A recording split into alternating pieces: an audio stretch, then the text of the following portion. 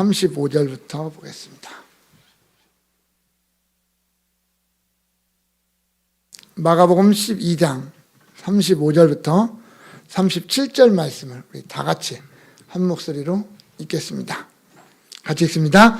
예수께서 성전에서 가르치실새 대답하여 이르시되 어찌하여 서기관들이 그리스도를 다윗의 자손이라 하느냐.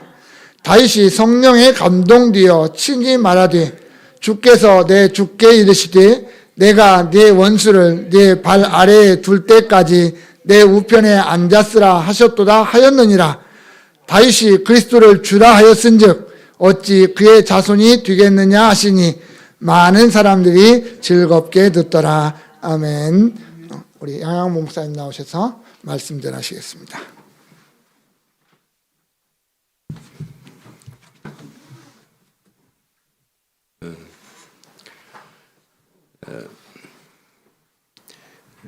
나이가 이제 들고 세월이 가니까 자꾸 인생을 돌아보게 되고 그러죠. 그래서 제 인생을 살펴보니까 제가 일평생 동안 가난하고 힘없는 자로 살았더라고요.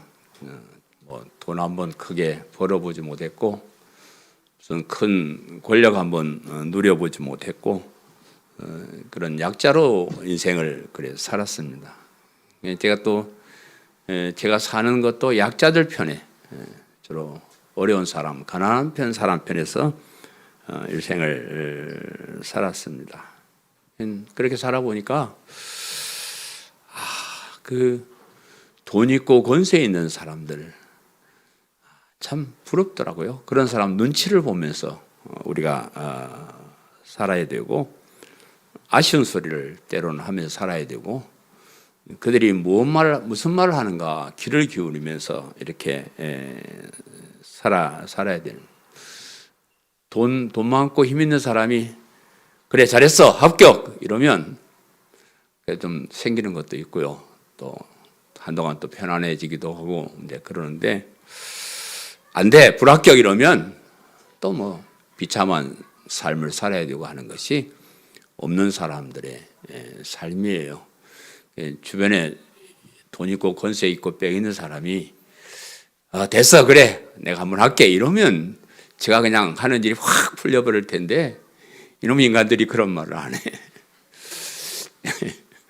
돈 많은 사람 힘 있는 사람이 없는 사람들의 편에 서서 그렇게 쉽게 하질 않습니다. 뭐 그저 작은 봉투 하나 주고 뭐 그런 건 하지만은 정말로 우리가 뭔 일을 할 수 있도록 그렇게 뭐 베풀거나 그러지는 않습니다. 제가 여러분에게 뭐 근 30년 동안 안 돼, 그러지 마 그렇게 말한 적 잘 없습니다. 항상 그래 됐어 그 정도 하면 돼. 또 내가 조금 사랑을 베풀 수 있는 그런 자리에 있다 그러면 최선을 다해서 베풀려고 하고 그렇게 살았습니다. 살아가면서 제가 신조가 하나 생겼는데요. 칼날을 잡지 말고 칼자루를 잡아라. 그리고 칼날 잡은 사람을 생각해서 휘두르지는 말아라. 제 인생 철학이 하나 있는데 누가 그랬더니 아이고 목사님 한 번도 칼자루 잡아본 적이 없으신 것 같네요. 내가 맨날 칼날만 잡고 칼자루 친 사람에게 아부하면서 그렇게 살았습니다. 그나마 이제 또 은퇴를 하고 나니까 가난하고 힘없는 것이 참 서글퍼요. 서글프고 혹시 그래서 이제 저를 좀 아는 사람이 그래도 목사님 참 바르게 잘 사셨어. 좋은 일 많이 하셨네. 이렇게 해주면 막 그게 힘이 돼요. 그래서 제가 그런 말하면 자랑을 하고 이제 그럽니다. 제가 시세한탄이나 하려고 이런 말씀을 드리는 것이 아니고 오늘 이 본문에 예수님의 말씀을 듣고 많은 사람들이 즐겁게 듣더라 이렇게 이제 얘기를 했는데 이 예수님의 말씀을 즐겁게 듣는 사람이 힘없고 가난하고 연약한 사람들. 예수님이 그런 사람들의 편이었어요. 항상 그러셨죠. 언제나 그렇듯이 이 세상에는 그 힘 있는 사람과 힘 없는 사람이 이렇게 나누어져 있어요. 예수님 당시에도 힘 있는 사람과 힘 없는 사람이 이렇게 나누어져 있었는데, 이제 오늘 본문에 서기관이 등장하는데, 이 서기관은 교회 지도자죠. 이제 교회 서기관, 제사장, 또 장로들, 이런 사람들은 힘 있는 사람들, 권력이 있는 사람들, 또 그 힘을 이용해서 잘 먹고 잘 사는 그런 사람들이고요. 반면에 일반 사람들은 참 서글펐어요. 예수님 오실 당시에 그 시대적 배경이요, 이스라엘 나라는 망해버렸고요. 하나님은 선지자를 통해서 말씀하신 지가 오래됐고요. 이 로마의 지배를 받는 그런 나라인데, 나라 없는 서름, 참 서글픈 거예요. 우리는 나라가 있으니까 나라가 나를 보호도 해주고 권리도 보장해주고 그러지만, 나라가 없는 피지배국 그런 사람들은 누구 한 사람은 힘이 되어주지 않는 거예요. 그냥 죽으면 그만이고, 그렇습니다. 그런 슬픈 삶을 사는 사람들이 있었는데, 그들이 정치적으로 또 경제적으로 종교적으로도 하나님께서 가까이 오셔서 막 말씀해 주시고 막 힘을 주시고 이래야 되는데, 그런 암흑기가 한 400~500년 이렇게 흘렀기 때문에 굉장히 침체된 그런 상태에 있었습니다. 그래서 그런 사람들에게, 그 어려움을 당하고 가난한 사람들에게 예수님의 말씀은 굉장히 힘이 되었습니다. 약자라고 해서 가난한 사람을 외면하지 아니하고, 예수님은 오히려 그런 사람들을 찾아가셨어요. 그런 사람들을 찾아가시고, 또 그런 사람들이 예수님께 몰려와서 그들 편에서 좋은 말씀을 해주셨기 때문에 참 힘이 되는 그런 말씀이에요. 아무도 해결할 수 없는 그런, 어떤 인간이 어떻게 해가지고 해결할 수 없는 그런 문제를 다 해결해 주는 그런 귀한 말씀이었어요. 인간으로서 도저히 할 수 없는 일, 하나님만 하실 수 있는 그런 일들을 하나님께서 다 해주셨습니다. 그래서 예수님께서 이 세상에 그리스도로 오시는 것은 이 세상의 악한 세력들, 사탄의 세력들을 다 물리치시고 새로운 하나님 나라, 영원한 나라를 건설해 주신다는 그런 약속을 하셨기 때문에 굉장히 그들에게 즐거운 말씀이 되었을 것이다, 그렇게 생각합니다. 이 세상을 마치고 천국문 앞에 가서 어떻게 될지 그건 잘 모르겠지만, 제 생각 같으면 천국문 앞에 이렇게 탁 들어가서 예수님을 만나게 될 것 같은데, 예수님이 힘 있고 돈 있고 세상에 좋은 일을 많이 하고 똑바로 잘 살고 이런 사람들을 우대하고, 힘없고 가난하고 별 할 일도 없고 엉뚱한 짓만 하고 온 그런 사람들을 외면하신다 그러면 참 서글플 것 같아요. 저도 목사로서 나름대로 똑바로 산다고 살았지만 그거 별거예요. 그거 아무것도 아닙니다. 돈 많은 사람, 힘 있는 사람 엄청난 일들 한 거 보면 우리가 하는 일 별거 없어요. 우리가 똑바로 산다고 노력하지만 똑바로 사는 거 별로 없습니다. 늘 실패하고 좌절하고 나쁜 짓 하고 그래서 하는데, 예수님이 야, 너 누구? 무슨 백으로 여기 오려고 그러냐. 그래 내치면 얼마나 서글플까. 내 일평생 신앙생활 했는데 그런 생각을 가끔 해보는데, 그런데 제가 성경을 연구하고 복음을 깨달은 것은 우리 예수님이 그런 분이 아니다는 거예요. 그런 분이 아니다. 예수님의 평가 기준, 우리가 돈 많이 벌었느냐, 출세했느냐, 똑똑하느냐, 좋은 일 많이 했느냐, 그런 거 평가 기준이 아니에요. 우리 예수님의 평가 기준은 제가 로마서 1장 16절 17절 자주 말씀드렸듯이, 예수님을 그리스도로 믿느냐, 의로운 사람. 예수님을 그리스도 믿지 않으면 나쁜 놈 딱 정해놨습니다. 그 평가 기준에 의하면 우리는 바로 합격해가지고 천국에 들어갈 사람. 혹시 평가 기준이 바뀌었나 싶어가지고 애가 타요. 내가 잘못 알고 있었나. 그래서 애가 타서 제가 그래서 연구하고 복음을 그렇게 사랑하는 이유가 그거예요. 우리 이 땅에 살면서 뭐 별짓 다 해도 그 순간에 우리가 평가받지 못하면 말짱한 일이야, 말짱. 그래서 복음을 알고 복음을 믿는 믿음을 가지고 사는 것 참 중요해요. 믿음이라는 것은 내가 하나님 앞에 별 볼 일 없는 흉악한 죄인입니다를 고백하는 데서 시작하는 거예요. 그렇게 고백하지 않고 나 좀 괜찮은데 이래버리면 믿음이 없는 사람이 돼요. 가가지고 강성교에서 장로도 하고 뭐 헌금도 많이 그런 소리 하지 말고 흉악한 죄인임을 깨닫고 날 대신 죽어주신 예수 그리스도 그 보혈을 난 믿습니다. 의지했습니다. 이러면 돼요. 그럼 합격하는. 그리스도를 통한 구원의 소식이 가난하고 힘없는 사람, 별로 볼 일 없는 사람, 똑바로 살지 못한 그런 사람들에게 진짜 복음의 소식, 기쁜 소식입니다. 오늘 여러분 또 이 복음을 전할 텐데 그런 즐거운 마음으로 들으시기를 간절히 바랍니다. 이보다 더 좋은 복되고 기쁜 말씀이 없습니다. 오늘 좀 말씀이 조금 어렵고 그럴 것 같은데요.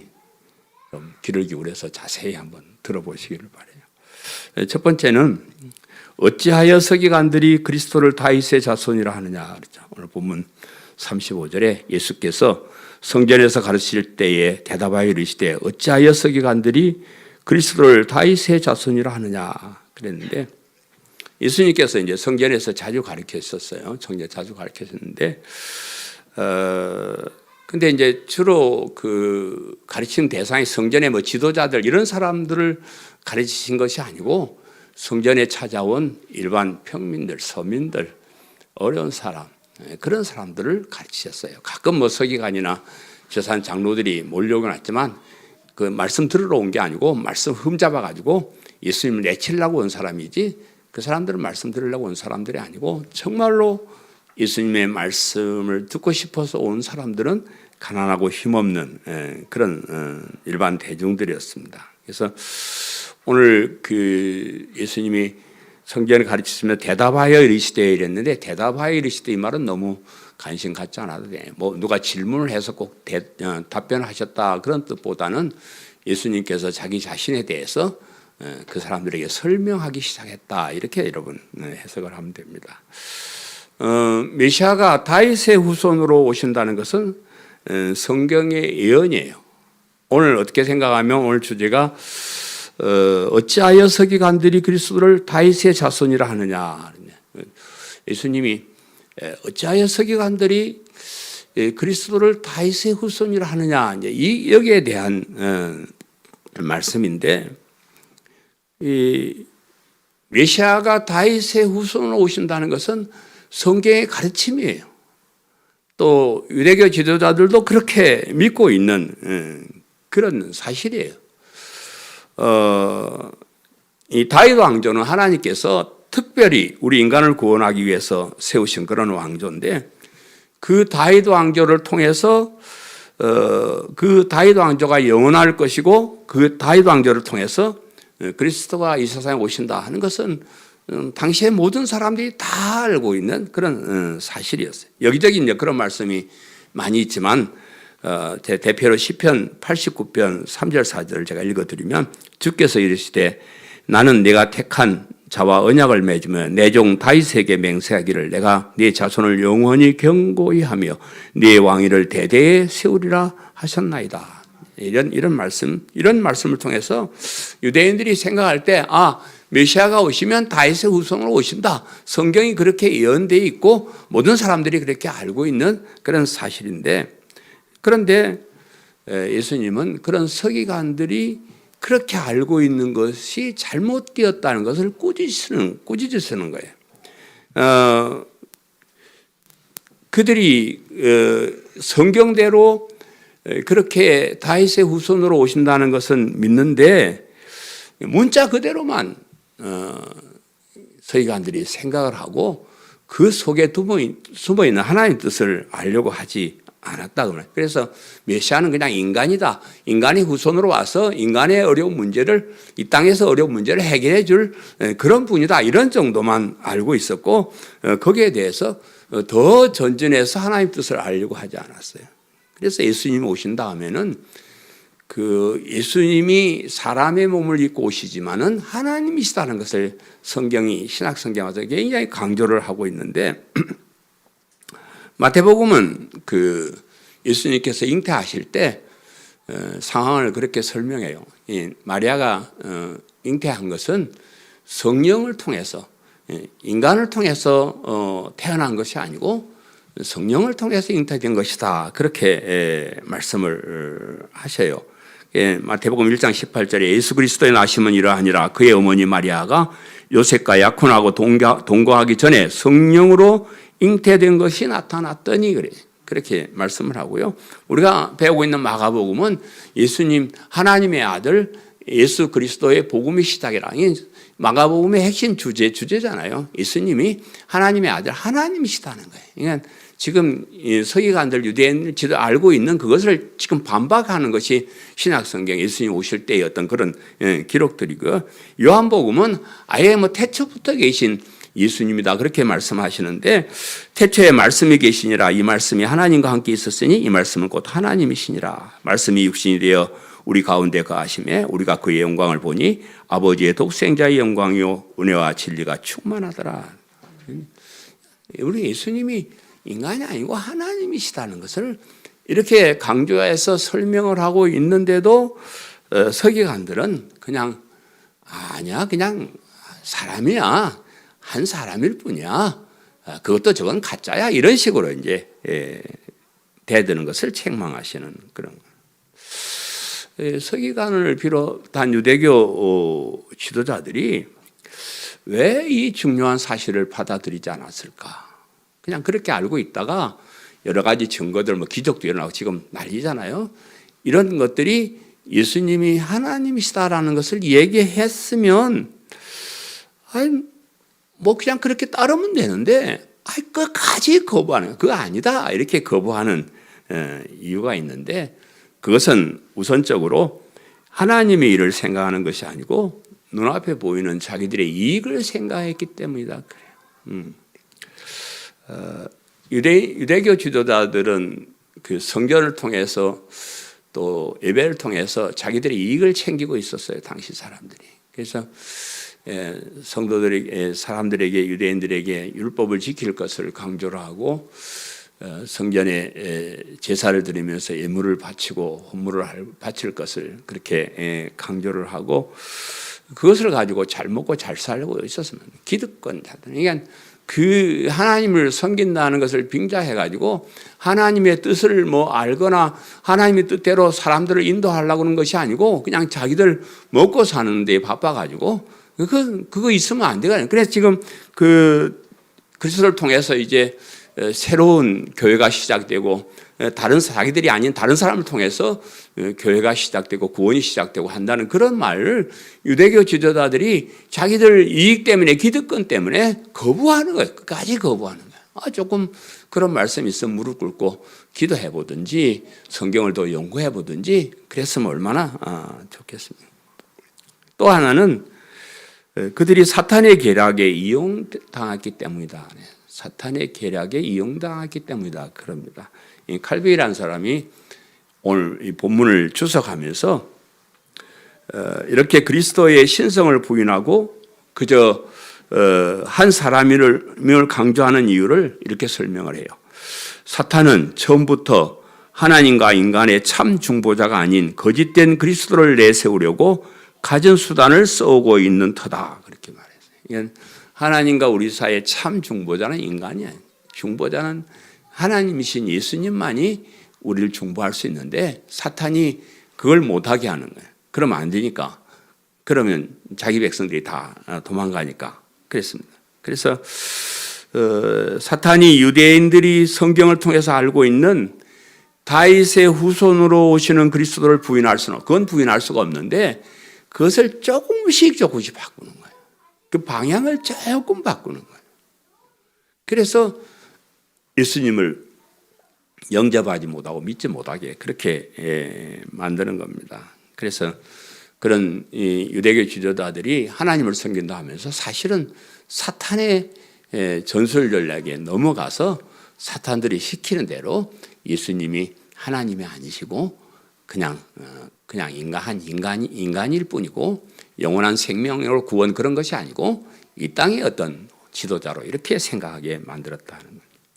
오늘날도 그런 서기관의 계례를 따르는 사람들이 많이 있습니다. 오늘 우리가 사는 세상에도요, 사탄의 역사가 참 강하게 역사하고 있습니다. 사탄이 뭐 옛날에는 귀신이나 도깨비불이나 뭐 이런 걸로 나타났는데 요즘은 아주 교묘하게 타락한 인간의 마음 습성에 숨어 들어가지고 구원에 이르는 이 복음을 알지 못하게 방해를 해서 그 소중한 믿음을 갖지 못하게 하는 거예요.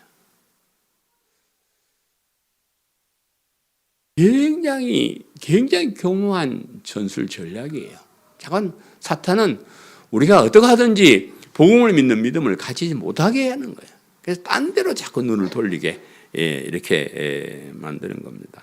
우리 기독교에는 아주 이제 독특한 교리들이 이제 몇 가지가 있는데 우리 그 이제 독특한 교리는 우리가 믿기는 복음에서 나온 교리를 특별한 우리가 교리로 이렇게 받아들이고 있는데요. 그 사탄이 성경 자체를 부인하게 하지는 못해요. 성경이 하나님의 말씀이 아니다. 물론 이제 그런 것도 요즘 뭐 있었다마는 성경이 하나님 말씀이 아니다. 막 이래버리면 반항, 여기들 시끄럽다. 가라. 이럴 테니까 성경이 하나님의 말씀이야. 맞아. 그런데 그 해석, 그 성경에서 나오는 교리를 조금씩 변질시켜가지고 엉뚱한 대로 오히려 이끌어가는 그런 역사를 하고 있는데 하나님 중심에서 그 축을 인간 중심으로 바꿔버려요. 성경은 우리 교회는 여기 안 써있지만 우리는 계획적인 하나님 중심이 맨 먼저는 하나님 중심. 뭐든지 하나님께서 하시는 거예요. 하나님이 중심이 되어서 우리는 그저 하나님의 뜻이 무엇인지를 발견하고 그때 뜻대로 따라가는 거예요. 그것이 하나님 중심인데 그러나 사탄은 그 축을 인간의 중심으로 만들어버린다. 인간을 소중하게 만들고 요즘 뭐 사람들을 소중하다, 어린아이들 소중하다 그러니까 완전히 이게 엉망진창이 돼버려요.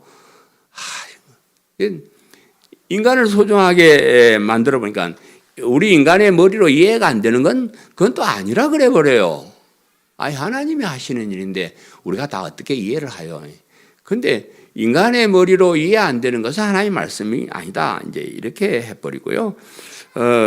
인간이 행복해야 되고, 내가 행복해야 되고, 하나님의 영광 이런 거 없이 내가 그냥 행복해야 되고, 또 구원도 우리의 노력으로, 하나님께서 그냥 은혜로 이런 거, 내 은혜 같은 그런 거 소용없고, 난 내 힘으로 할 수 있어. 내 대단한 존재인데, 그래서 내가 노력해서 선한 일 해서 좋은 일 해서 내가 의로운 사람이 되려고 노력하고, 그렇게 만든다. 그래서 그런 사탄의 사주에 놀아나는 사람이 참 많은데 우리 주변에 보면요, 인간의 작은 선행을 자랑하는 사람들이 참 많아요. 저도 자랑쟁이인데 자랑하고 싶은 마음이 많이 있는데 그거 잘못하면 사탄의 앞제비가 되는 거예요. 뭐 작은 일을 하나 해놓고 신문에 내고 떠들고 그런 사람들을 보면 사탄이 역사하는구나. 아무 소용없어요. 그런 거 우리 인간이 할 수 있는 거 아무것도 없습니다.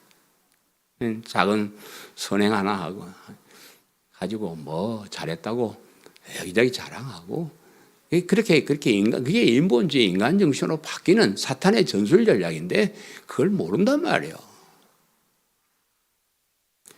이런 사탄의 전술로 교회 내에 자신을 자랑하는 이단 교주들이 많이 생겼잖아요. 이단 교주들이 결국 누굴 자랑해요? 자기를 자랑해요. 자기만 깨달았다고 자기만 잘났다 그러고 자기를 통해서만 구원받는 지가 하나님이 다 돼 있고 메시아가 다 돼 있는 그런 이단 교주